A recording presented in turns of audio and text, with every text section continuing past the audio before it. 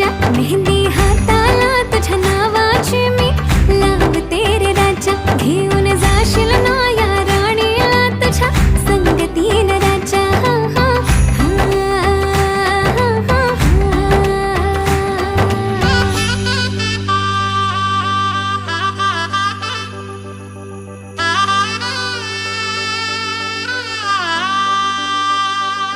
सजली ही नवरी बाई नवरोबासाठी ग, गाली हळदी चाले दिसते किती गोड ग.